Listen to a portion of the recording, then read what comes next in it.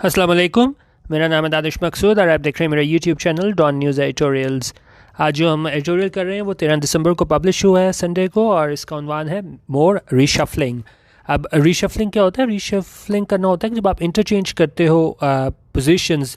इस तरह अगर हम मीनिंग में देखें, members of a team, specially government ministers, ठीक है, इसको आप रीऑर्गेनाइज भी कह सकते हैं, रीस्ट्रक्चर भी कह सकते हैं। तो आपने क्या किया, अदला बदला की है, पोजीशन चेंज की है मिनिस्टर्स की, क्योंकि आज़म सवाती जो है अब उसे रेलवे का मिनिस्टर वो बना दिया गया है, इन्होंने इसका रेलवे का मिनिस्टर, ठीक है। और जो हमारे पास ये हैं शेख रशीद, इसको इन्होंने बना दिया है फेडरल मिनिस्टर फॉर इंटीरियर। अच्छा, अब ये क्यों करना पड़ा है? ये जो है एक जजमेंट थी, उसके नतीजे में इनको मजबूरन करना पड़ा। और वो जजमेंट क्या थी? उस एक लाइन में अगर इसमें मैंने लिखा था वो था कि court rules unelected aides to PM can not head government bodies, ठीक है। क्योंकि जजमेंट में कहा गया कि ठीक है, अगर कोई अनइलेक्टेड एड्स हैं पीएम के, ठीक है, स्पेशल असिस्टेंट, तो वो उन्होंने कहा वो हेड नहीं कर सकते गवर्नमेंट बॉडीज़ को, क्योंकि उन्होंने कहा कि वो मेन इख्तियार है वो किसका है, जो इलेक्टेड रिप्रेजेंटेटिव्स हैं उनका ही है। तो उसके बाद ये इनको मजबूरन जो है ना ये पोजीशंस इंटरचेंज करनी पड़ी हैं। तो इसको हम देखते हैं ये है क्या चीज़। उन्होंने कहा the PTI government has become quite adept at cabinet reshuffles. उनका ये पीटीआई गवर्नमेंट है, हैज़ बिकम, वो बन गई है क्या चीज़? Quite adapt. अडेप्ट होता है आप किसी चीज़ में कोई महारत हासिल कर लो ना, उसको हम बोलते हैं वेरी स्किल्ड और प्रोफिशेंट एट समथिंग, उसको हम अडेप्ट बोलते हैं। इसके स्पेलिंग का आप ध्यान रखिएगा, एक हमारे पास एडॉप्ट होता है ADOPT, और ये हमारे पास इसके स्पेलिंग होते हैं ADEPT, जब आप किसी चीज़ में कोई महारत हासिल कर सकते हो। और पीटीआई गवर्नमेंट ने किस चीज़ में महारत हासिल की है? एट कैबिनेट रीशफल्स, कि कैबिनेट में जो हमने देखा है, ये तो भी खैर जजमेंट थी, इसके बाद ये इनको रीशफल करना पड़ा। इससे पहले भी हमने देखा है एक को उठा के दूसरी जगह लगा दिया, तो मतलब वो इंटरचेंज करते रहते हैं। तो यहाँ पे पीटीआई गवर्नमेंट हमारा जो है वो सब्जेक्ट हो गया, हैज़ बिकम इसकी वर्ब हो गई प्रेजेंट परफेक्ट में, ठीक है। आगे देखें, देखिए since it assume power more than 2 years ago, देखिए जब से इसने क्या एज्यूम की थी पावर, यानी पावर में आए थे कब? मोर देन 2 years ago, 2 साल पहले। फिर क्या हुआ है? It has experimented with its team multiple times. उसने क्या इसने पीटीआई ने क्या किया? एक्सपेरिमेंट, इट हैज़ एक्सपेरिमेंटेड, यानी इसने तजर्बे किए हैं किसके साथ? अपनी टीम के साथ, मल्टीपल टाइम्स, यानी कि मुतअद्दिद बार, ठीक है। फिर हमारे पास यहाँ पे प्रेजेंट परफेक्ट यूज़ हुआ हुआ है, हैज़ के साथ वर्ब की थर्ड फॉर्म यूज़ हुई हुई है, ठीक है। तो उन्होंने कहा मुतअद्दिद बार इन्होंने तजर्बे किए हैं इस अपनी टीम के हवाले से। In the most recent such exercise, और मतलब हालिया जो सबसे इनकी जो लेटेस्ट ये थी इनकी एक्सरसाइज, ये चेंज करने की, कैबिनेट में रीशफल करने की, उसमें क्या हुआ है? Sheikh Rashid Ahmed was moved from the Railways Ministry and inducted as the Federal Minister for Interior। कि शेख रशीद को जो है ना वो मूव कर दिया गया वहाँ से, कहाँ से? रेलवे मिनिस्ट्री से, और उसे कहाँ ले आए, कहाँ पे इंडक्ट कर दिया? Federal minister for interior. तो ये क्या है, इन्होंने इसकी इंटरचेंज की, इसका जो पोर्टफोलियो था।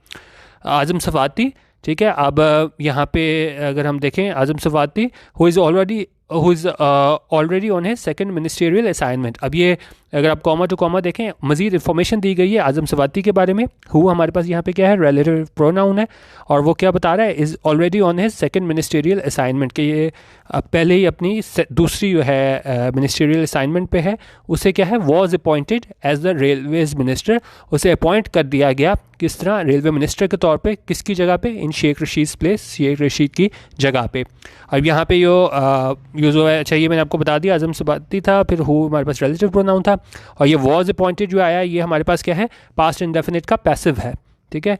क्योंकि पैसिव में तो आपको पता है वर्ब की थर्ड फॉर्म ही होती है, लेकिन यहाँ पे पास्ट इंडेफिनिट था, तो वॉज के साथ वर्ब की थर्ड फॉर्म यूज़ हुई है, तो ये हमारे पास पास्ट इंडेफिनिट का पैसिव था। अच्छा, इन अदर सिग्निफिकेंट मूव का एक और योग था, बड़े अहम फैसला। उसमें क्या हुआ? Doctor Hafeez Shaikh was elevated from his position as adviser on finance to a full fledged federal minister for finance. Doctor Hafeez Shaikh को क्या कर दिया गया? Was elevated. एलिवेट करना ही होता है, जिस तरह अगर हम एलिवेटर से हम इसको याद रखें इसके मीनिंग्स को, कि एलिवेटर से आप ऊपर जाते हो ना, तो आप जिस भी दर्जे पे हो उससे ऊपर आप चले जाओ, तो उसको हम कहते हैं कि जी एलिवेट हुआ है। तो इसको भी एलिवेट इस तरह कर दिया, क्योंकि पहले ये एडवाइज़र था, ठीक है। अब उसको क्या किया है? उसको बढ़ा के उसके ओहदे को, from his position as adviser on finance, और उसको कहाँ पे ले गए हैं? To a full fledged federal minister for finance, ठीक है। तो आप इसको कह सकते हैं यहाँ पे इसको एलिवेट करके इसको तरक्की दे दी है, और इसको फेडरल मिनिस्टर फॉर फाइनेंस बना दिया है। आगे क्या है?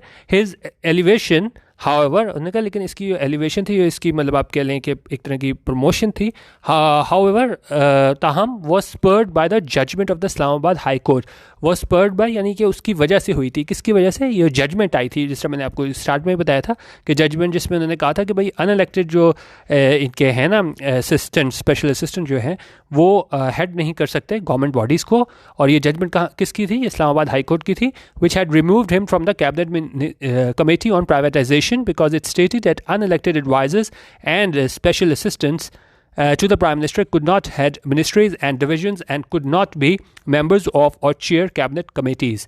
अच्छा, क्योंकि अब इसने इस्लामाबाद हाई कोर्ट ने क्या कहा था और उसको रिमूव कर दिया था इन्होंने, किसको? इसको हफीज़ शेख को।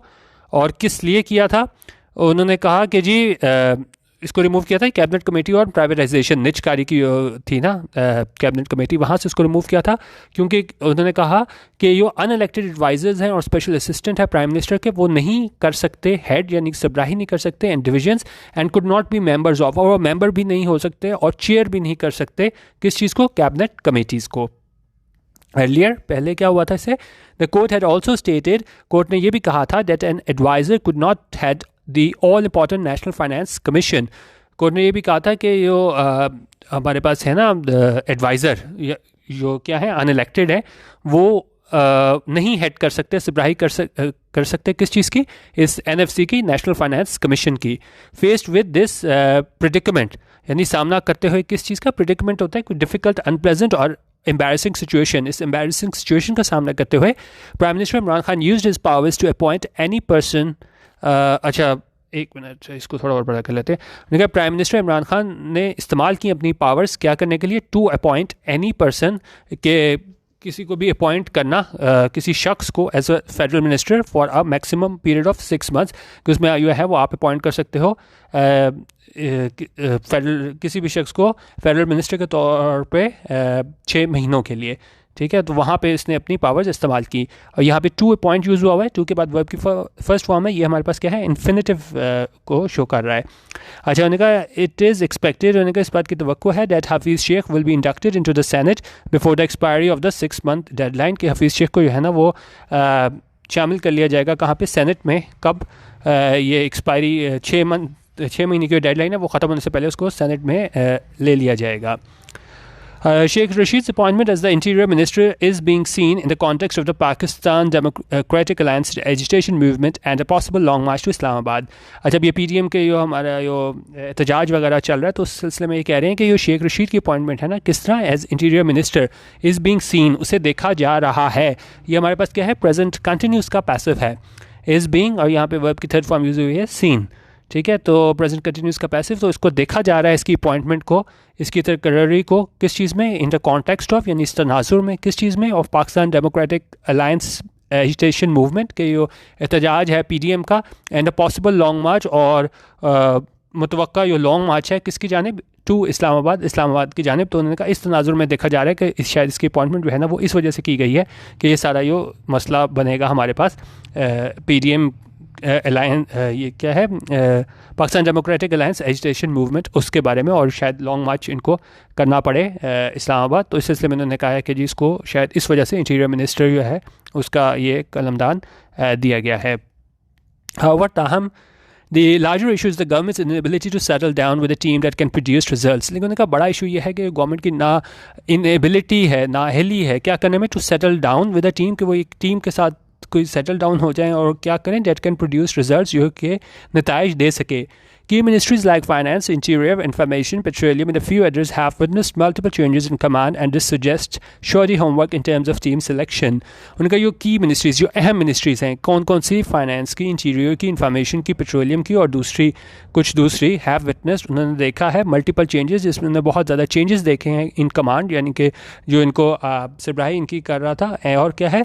एंड दिस सजेस्ट, और ये बताता है शॉडी होमवर्क। शॉडी होता है कोई काम आपने गलत तरीके से करो, बैडली मेड और डन, जिस तरह पुअर क्वालिटी का हो, इन्फीरियर हो, तो उन्होंने कहा ये श्योरली होमवर्क बताता है, यानी कि बिल्कुल तैयार नहीं थे ये पीटीआई वाले in terms of team selection. किस मामले में? टीम सिलेक्शन के सिलसिले में। It does not inspire much confidence, उनका ये ज़्यादा इत्मीनान नहीं देता। कब? If appointments at such senior level, उनका जब ये अपॉइंटमेंट्स हैं, तकर्रियाँ हैं एट सच सीनियर लेवल, इतने बड़े सीनियर लेवल पे, with such high stakes. High stakes क्या होता है कि जब आप ये मतलब ऐसी सिचुएशन को डिस्क्राइब करने के लिए इस्तेमाल होता है जो इसमें क्या बहुत ज़्यादा रिस्क होता है।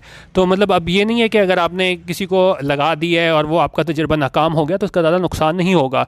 यहाँ पे ये मतलब है कि विद सच हाई स्टेक, यानी जिसका वहाँ पे बहुत ज़्यादा जो है ना वो असर पड़ेगा, जिस तरह भी ये तकरीरियाँ वगैरह कर रहे हैं। और अब अच्छा, और उन्हें कह रहे हैं कि if appointments at such senior level with such high stakes, जहाँ पे इतने ज़्यादा आपका वो नुकसान हो सकता है, are a by product of a process of trial and error.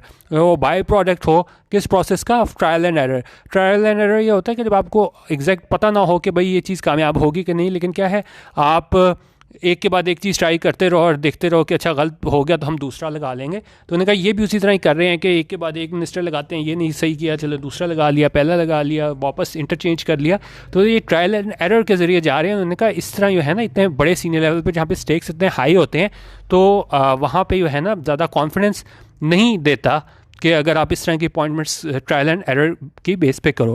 ये हाई स्टेक्स की भी मैंने ज़्यादा डेफिनेशन जो दी हुई है, ये आप जो है ना WPS ऑफिस वो ज़रूर डाउनलोड करके देख लिया करें, आपको ज़्यादा आसानी होगी, क्योंकि हर चीज़ जो है मैं डिटेल में नहीं बता सकता। तो बाज़ बार मैंने मीनिंग्स ज़्यादा डिटेल में लिखे होते हैं विकिपीडिया से, गूगल से देख के, तो आप ज़रूर डाउनलोड कर लिया करें PDF। इसकी डिस्क्रिप्शन में यूट्यूब पर पड़ा होता है, वहाँ से ले लिया करें। Ministers are expected to set a policy direction for their ministries and provide the framework for how to meld governance vision with project implementation. उन्हें कई तवक्को की जाती है मिनिस्ट्रीज की जानिब से कि वो एक पॉलिसी डायरेक्शन बनाएंगे अपनी मिनिस्ट्रीज़ के लिए, और वो मुहैया करेंगे, प्रोवाइड करेंगे एक फ्रेमवर्क, एक ढांचा, एक स्ट्रक्चर, किसके लिए? For how to melt governance, के किस तरह आप मेल्ट करोगे गवर्नेंस। मेल्ट होता है जब आप कम्प्लीटली कंबाइन करते हो, ब्लेंड करते हो दो चीज़ों को। किस चीज़ को मेल्ट? उन्होंने कहा कि क्या तवक्को की जाती है कि जो मिनिस्ट्रीज़ एक मिनट है जाएँ, अच्छा, और कि क्या वो ब्लेंड करेंगे वो गवर्नेंस विजन, और किस चीज़ को मेल्ट करेंगे? प्रोजेक्ट इम्प्लीमेंटेशन, के किस तरह आपने गवर्नेंस करनी है, क्या विजन है आपका, और उसको किस तरीके से हमने इम्प्लीमेंट कराना है प्रोजेक्ट को। ठीक है, this requires clarity of vision, और इसके लिए क्या है, आपको बिल्कुल क्लैरिटी ऑफ विजन आपके पास होनी चाहिए, आपको पता होना चाहिए कि भाई आपने करना क्या है, एंड कंसिस्टेंसी ऑफ एग्जीक्यूशन, और फिर ही आप उससे जो है ना वो उसको एग्जीक्यूट करा सकते हो, उसमें कंसिस्टेंसी हो सकती है, आपको पता हो कि आपने करना क्या है। लेकिन उन्होंने कहा ये ऐसा है, उनसे तवक्को की जाती है मिनिस्टर्स से कि वो इस तरह मेल्ट करेंगे, किस चीज़ को? गवर्नेंस विजन को, और किस चीज़ को? प्रोजेक्ट इम्प्लीमेंटेशन को। लेकिन उन्होंने कहा इसके लिए फिर क्लैरिटी ऑफ विजन भी चाहिए, और अगर ये नहीं है तो फिर ज़ाहिर है फिर एग्जीक्यूशन में कंसिस्टेंसी पॉसिबल नहीं है। It can not happen in fits and starts, ये इंपॉर्टेंट इडियम है, इन फिट्स एंड स्टार्ट्स। उन्होंने कहा ये नहीं हो सकता। किस तरह? In fits and starts. In fits and starts होता है कि कोई चीज़ स्टार्ट हो फिर रुक जाए, फिर स्टार्ट हो फिर रुक जाए। तो इस तरह हम कह सकते हैं to do something in fits and starts is to do it intermittently और स्पोरेडिकली। एग्जाम्पल देखें, अगर हम कहेंगे जी Martina has been working on her master's thesis, कि मार्टिना जो है वो काम कर रही है अपनी मास्टर्स थीसिस पे, किस तरह कर रही है? इन फिट्स एंड स्टार्ट्स कर रही है। She needs to work on it consistently, यानी कि वो थीसिस जो है ना कभी काम कर रही है, नहीं कर रही, तो उन्होंने कहा उसको काम करना चाहिए किस तरह? कंसिस्टेंटली, लगातार करना चाहिए। तो यहाँ भी ये बता रहे हैं कि ये जो है ना ये मिनिस्टर्स, तो उनको ये तवक्को की जाती है कि वो पॉलिसी डायरेक्शन रखेंगे, और लेकिन यहाँ पे ऐसा क्या काम हो रहा है कि ये काम, लेकिन उन्होंने कहा इस तरह नहीं हो सकता कि आप काम करो फिर रुक जाओ और उसमें कोई कंसिस्टेंसी ना हो। तो it can not happen in fits and starts, and it should not be held hostage to the whims of team selection, और ये रहमो करम पे इसको नहीं होना चाहिए। किस चीज़ पे? Whims of team selection. Whims क्या होते हैं कि आप एकदम आप सडन डिज़ायर और चेंज ऑफ माइंड पे आपको नहीं भाई ये नहीं, इस बंदे को लगा दो, इसको लगा दो, ऑफ टीम सिलेक्शन। उन्होंने कहा इस चीज़ पे वो इन्हिसार नहीं होना चाहिए किसी शख्स की, क्या एक आप कह लें इम्पल्स पे, कि भाई क्या हमने किस तरह टीम सिलेक्शन करनी है।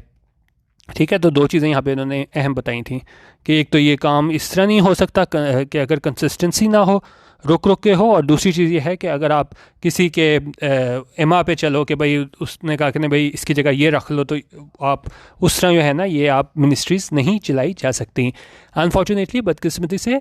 This is exactly what continues to happen under the PTI government's watch. लेकिन बदकिस्मती ये है कि उन्होंने कहा यही हो रहा है इसमें पीटीआई की गवर्नमेंट में, कि कोई उनके क्लैरिटी ऑफ विजन नहीं है, और जिसके नतीजे में जो है ना वो हमें जो कंसिस्टेंसी भी नज़र नहीं आती एग्जीक्यूशन में।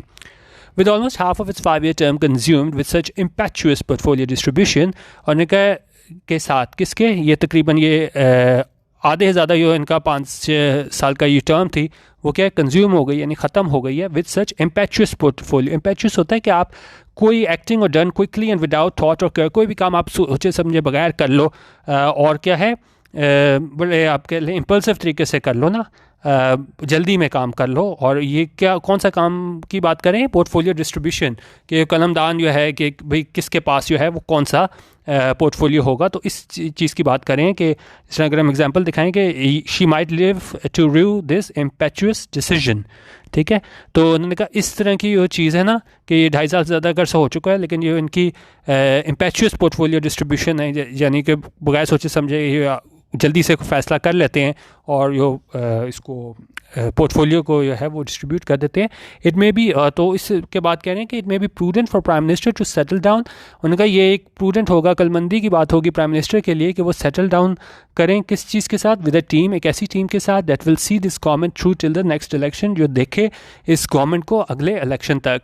अ कॉन्स्टेंट फ्लक्स क्या होता है, it describe something that constantly changes, ठीक है, ये लगातार चेंज हो रहा हो। तो उन्होंने कहा ये जो फ्लक्स है किसके दरमियान ये लगातार चीज़ चेंज हो रही है, कि कहाँ पे, विद इन कैबिनेट मेंबरशिप, मतलब कैबिनेट मेंबरशिप में लगातार ये चेंजेस नज़र आ रहे हैं, कॉन्स्टेंट चेंजेस हैं। Is keeping the ministers on tenter hooks, और वो रख रहा है मिनिस्टर्स को कैसे, टेंटर हुक्स पे। टेंटर हुक्स होता है in a state of suspense और agitation because of uncertainty about a future event. जब आप बिल्कुल ही है ना वो आप कह लें कि यकीनी की कैफियत में हो, आपको पता ना हो कि क्या फ्यूचर में होना है, क्योंकि जिस तरीके से आपको पता नहीं होता कि भाई आपकी जॉब सेफ़ है कि नहीं, आपका पोर्टफोलियो सेफ है नहीं, तो ये क्या है, एट ऑन टेंटर हुक्स हैं मिनिस्टर्स हमारे, उनको पता ही नहीं कि क्या उनका मुस्तकबिल है और कितनी देर उन्होंने किसी एक पोर्टफोलियो में रहना है। अच्छा, और उसके साथ एक और मसला क्या होता है, एक तो इन मिनिस्टर्स को टेंटर हुक्स पे रख रहा है, और एंड अदर होपफुल्स जो दूसरे लोग भी हैं, जो बाहर भी हैं, जो अभी उसमें पावर में नहीं है, queuing outside with greedy anticipation. तो फिर वो देखते हैं कि भाई अगर एक ठहराव नहीं है, कंसिस्टेंसी नहीं है, वो देखते हैं कि भाई अच्छा जल्दी जल्दी चेंज हो रहे हैं, हो सकता है कि अब हमारी बारी आ जाए, तो वो उनका जो लाइन बनाए क्यू में खड़े हैं बाहर, और वो क्या ग्रीडी एंटिसिपेशन, बड़े लालच के साथ वो एंटिसिपेट कर रहे हैं कि शायद अगली बारी जो है वो हमारी आ जाए इसमें मिनिस्टर वगैरह बनने में। तो उन्होंने कहा ये इसके मतलब इस तरह नुकसान हो रहे हैं, ये लोग मौजूद होते हैं उनको भी ख़तरा लगा रहता है, और साथ ही जो है वो पार्टी का फिर डिसिप्लिन भी ख़राब होता है कि वो नहीं होते इसमें मिनिस्टर वगैरह नहीं होते, तो उनको होता है कि शायद हमें भी स्पेशल असिस्टेंट बना लिया जाए, और वो भी क्या है एक तरीके की पूरी आप कह लें कि मतलब मुनज़्ज़म नहीं हो पाती पार्टी। तो ये सारी चीज़ बता रहे हैं, ठीक है। आई कह रहे हैं such fluctuations take a toll on the overall performance of the government, और ये फ्लक्चुएशंस हैं कि आप एक मिनिस्ट्री आज एक के पास है, कल दूसरे के पास है, ये क्या करती है, take a toll. Take a toll ये होता है कि उसका जो है वो कोई बुरे नुकसानात होते हैं, to have a serious bad effect on someone और समथिंग, टू कॉज हार्म और डैमेज, ये चीज़ क्या है, हार्म पहुँचाती है, नुकसान पहुँचाती है, ठीक है। तो ये चीज़ भी है ना कि ये फ्लक्चुएशंस हो रही हैं, ये अदला बदला हो रहा है, ये एक नुकसान पहुंचा रहा है किस चीज़ पे, ओवरऑल परफॉर्मेंस पे, किस चीज़ की, गवर्नमेंट की। एंड इट इज़ शोइंग, और ये नज़र आ रहा है। It is better to give ministers confidence, उनका बेहतर है कि मिनिस्टर्स को है ना वो कॉन्फिडेंस दिया जाए, एतमाद दिया जाए, than to have them constantly looking over their shoulder, बजाय इसके कि वो लगातार क्या है देखते रहें क्या, ओवर देयर शोल्डर्स। अच्छा, अब इस ईडियम का क्या मतलब है कि जब आप कॉन्स्टेंटली देखते हो ओवर योर शोल्डर, इसको होता है to behave in a way that shows you feel nervous about something that might happen. मतलब बार बार आप देखो ना, अगर हम इसको लफ्ज़ी इस तरह समझे मतलब को कि लुकिंग ओवर देयर शोल्डर्स, कि जब आप कोई ख़तरा महसूस कर रहे हो, बार बार आप देख रहे हो कि कोई जो है वो ख़राब कंडीशन ना हो जाए, सूरत हाल ना हो जाए, क्योंकि यहाँ पे क्यों ये इस तरह यूज़ हुआ है कि जिस तरह जल्दी जल्दी से ये कैबिनेट रिशफल हो रहा है तो वो भी सोचते रहते हैं ये ना हो कि हमें हटा के ये दूसरे को ले आएँ, नॉन इलेक्टेड को, क्योंकि अगर आप इलेक्टेड भी हो तो उन्होंने कहा इस बारे में एश्योरिटी नहीं कि आप भी रहोगे, क्योंकि हमने बहुत ज़्यादा स्पेशल असिस्टेंट देखे हैं, जुल्फ़ी बुखारी भी मौजूद और दूसरे भी हमारे पास बहुत ज़्यादा हैं कि ये क्या है वो इलेक्टेड नहीं थे, लेकिन वज़ीर आज़म ने हैंड पिक उन्हें किया। तो ये उन्होंने कहा ये जो मिनिस्टर्स होते हैं उनकी परफॉर्मेंस पे भी असर डालता है, और वो कॉन्स्टेंटली वो क्या है वो फियर में रहते हैं, खौफ में रहते हैं कि ये ना हो कि हमारी जगह आके कोई दूसरा ले ले, और उस तनाजुर में ये ईडीएम यूज़ हुआ है, constantly looking over the shoulders. तो ये आज का हमारा एडिटोरियल था, कॉन्स्टेंट रीशफल, जिसमें मोर रीशफलिंग, जिसमें मैंने बताया था कि किस तरीके से ये इंटरचेंज की गई है पोर्टफोलियोज़ को। तो उन्होंने कहा ये बहुत ज़्यादा नुकसानदेह होता है मिनिस्टर्स के लिए भी और पूरी पार्टी के लिए भी, और ओवरऑल गवर्नेंस के सिलसिले में भी, जब आपको श्योरिटी नहीं होती कि आपकी पोजीशन मजबूत है कि नहीं। और एडिटोरियल में कहा गया है कि वज़ीर आज़म को एक ऐसी टीम के साथ सेटल अपने आप को करना चाहिए जो एंड तक जाए, क्योंकि उन्होंने कहा कि अब सिर्फ 2.5 साल रह गए हैं मज़ीद इलेक्शन में।